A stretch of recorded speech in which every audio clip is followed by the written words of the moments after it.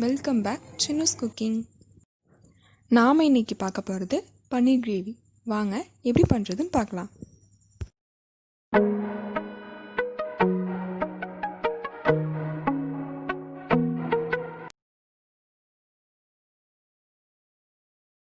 First அதுக்கு ஒரு பவுல் எடுத்துக்கோங்க. அதில் சில்லி பவுடர் 1 டீஸ்பூன், மஞ்சத்தூள் 1/4 டீஸ்பூன், உப்பு தேவையான அளவு, ஆயில் 1 டீஸ்பூன், லெமன் ஹாஃப் புழிஞ்சு விட்டுட்டு நல்லா மிக்ஸ் பண்ணிக்கோங்க.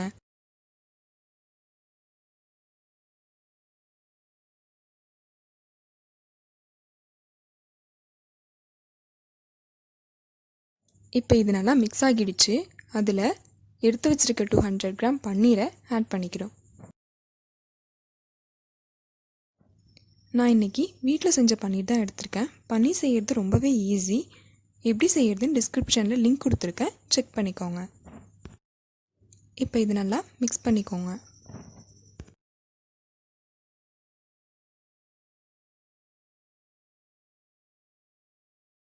இப்போ இது நல்லா மிக்ஸ் பண்ணியாச்சு. இதை 30 மினிட்ஸ் ஊற விட்டுறலாம். நெக்ஸ்ட்டு ஒரு மிக்ஸி ஜார் எடுத்துக்கோங்க. அதில் கட் பண்ணி வச்சுருக்க தக்காளியை போட்டு பேஸ்ட்டாக அரைச்சி எடுத்துக்கலாம். நெக்ஸ்ட்டு முந்திரி அரைச்சி எடுத்துக்கலாம். ஒரு 15லேருந்து 16 முந்திரி எடுத்துக்கோங்க. கொஞ்சமாக தண்ணி ஆட் பண்ணி நல்லா பேஸ்ட்டாக அரைச்சி எடுத்துக்கலாம்.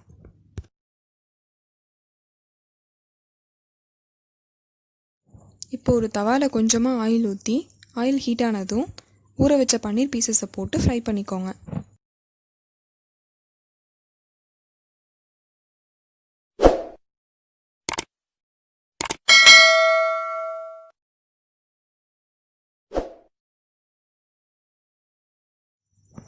இப்போ இது ஒரு சைட் ப்ரௌன் ஆகிடுச்சு.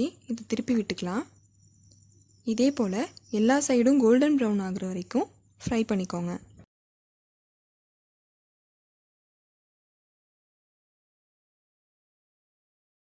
இதே மாதிரி நல்லா திருப்பி விட்டு ஃப்ரை பண்ணிக்கோங்க. இப்போ பார்த்தீங்கன்னா நம்ம பன்னீர் ரெடி ஆகிடுச்சு. இதை வேற ஒரு பவுலில் ட்ரான்ஸ்ஃபர் பண்ணிக்கலாம். இப்போ ஒரு கடாயில் 5 டேபிள் ஸ்பூன் ஆயில் ஊற்றிக்கோங்க. ஆயில் ஹீட் ஆனதும் சோம்பு 1 டீஸ்பூன், ஜீரகம் 1 டீஸ்பூன் ஆட் பண்ணி பொரிய விட்டுக்கோங்க. இது நல்லா பொரிஞ்சிட்டு கட் பண்ணி வச்சுருக்க ஆனியனை ஆட் பண்ணிக்கலாம்.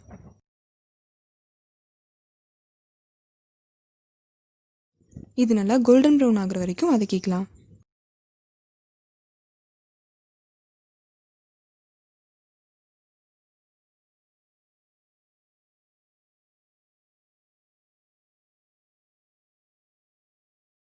இப்போ ஆனியன் நல்லா கோல்டன் ப்ரௌன் ஆகிடுச்சு.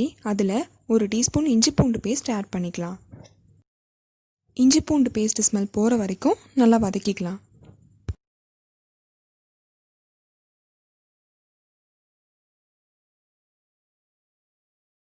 இப்போ இதில் 1/4 டீஸ்பூன் மஞ்சத்தூள், 3/4 டீஸ்பூன் கரம் மசாலா, 3/4 டீஸ்பூன் ஜீரகத்தூள் ஆட் பண்ணிவிட்டு நல்லா கலந்து விட்டுக்கலாம்.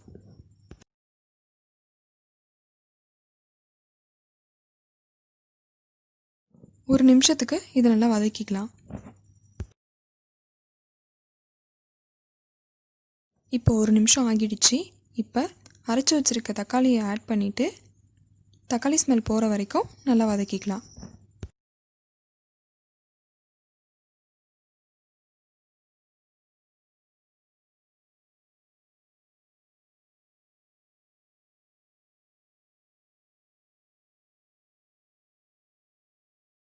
இப்போ இந்த ஸ்டேஜில் உப்பு ஆட் பண்ணிக்கலாம்.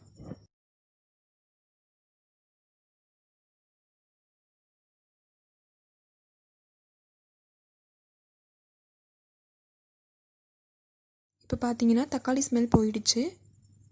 அரைச்சி வச்சுருக்க முந்திரி பேஸ்ட்டை ஆட் பண்ணி 2 நிமிஷத்துக்கு நல்லா வதக்கிக்கலாம்.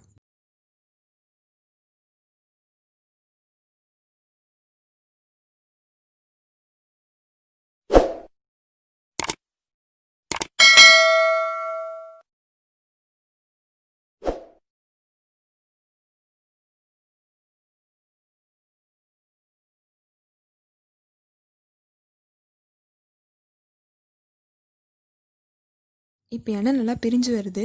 இப்போ இந்த ஸ்டேஜில் ஃப்ரை பண்ணி வச்சுருக்க பன்னீர் பீசஸ் ஆட் பண்ணிக்கிறோம்.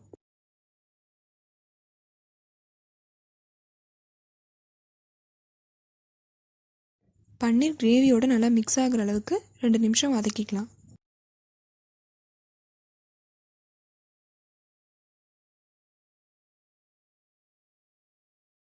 இப்போ கொஞ்சமாக தண்ணி ஆட் பண்ணிவிட்டு ஒரு 5 மினிட்ஸ் குக் பண்ணிக்கிறோம்.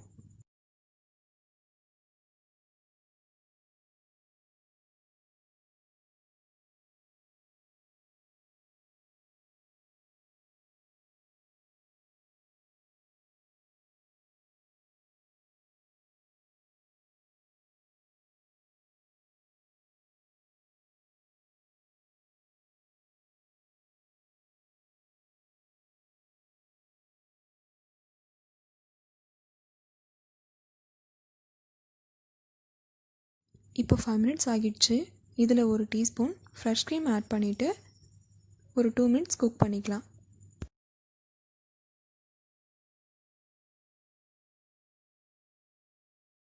கஸ்தூரி மேத்தி இருந்ததுன்னா ஒரு டீஸ்பூன் ஆட் பண்ணிக்கோங்க. ஏன்னா அது நல்லா ஃப்ளேவர் கொடுக்கும்.